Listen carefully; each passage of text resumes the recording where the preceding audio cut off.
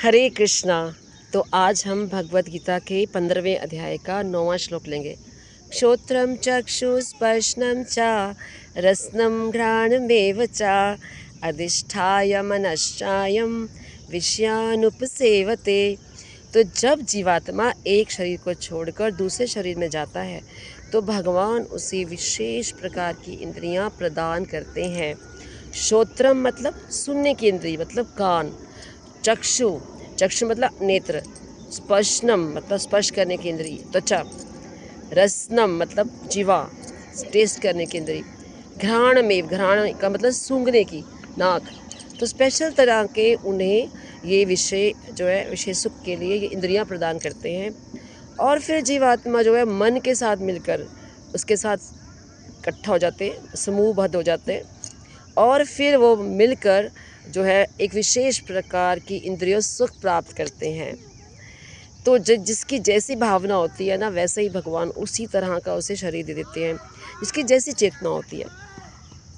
जैसे कि किसी की चेतना जो है कुत्ते बिल्ली जैसी होती है तो वह उसको भगवान कुत्ते बिल्ली का जन्म दे देते हैं। अगर सूअर की इच्छा है तो उनके सूअर का जन्म दे देते हैं।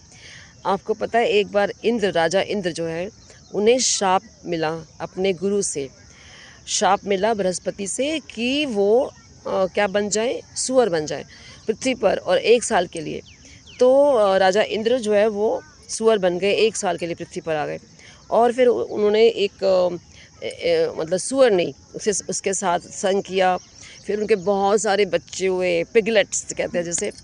तो बहुत सारे बच्चे हुए और वो बहुत आनंद ले रहे हैं। 1 साल तक उनके साथ आनंद लेते रहे, मस्ती करते रहे, है ना। और उसके बाद 1 साल जब पूरा हुआ तो राजा की तो वो जो राजा इंद्र की जो सीट है वो तो खाली थी ना, वो आसन सिंहासन खाली था, तो उन्हें वापस लौटना चाहिए था ना। तो ब्रह्मा जी वहाँ पर आए, उन्होंने देखा क्या स्थिति है उनकी। उन्होंने बोला उनसे कि चलो वापस चलो। तो वो बोले कि नहीं नहीं, मेरे को तो बहुत काम है और मैं नहीं आने वाला अभी। तो बड़े हैरान हुए ब्रह्मा जी। तो ब्रह्मा जी ने फिर क्या किया, उनकी पत्नी को मार डाला, उनको मतलब ऐसे मतलब उनके बच्चों को भी मार डाला ताकि उनकी आसक्ति ख़त्म हो। और इस तरह से फिर वो बहुत रोने लगे, विलाप करने लगे और फिर इस तरह से फिर वापस लौट कर आए।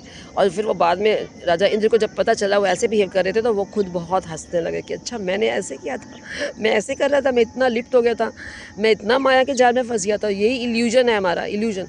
हम समझते हैं कि हम ये शरीर है, तो उसी तरह से आनंद लेना चाहते हैं। जैसे जीवात्मा की जो आत्मा वो तो शुद्ध होती है, लेकिन जब वो भौतिक प्रकृति के संग में आती है तो दूषित हो जाती है। जैसे पानी होता है, पानी तो शुद्ध है, लेकिन जब उसमें कलर्स मिलाए जाते हैं तो फिर उसका कलर आ जाता है। हरे कृष्णा।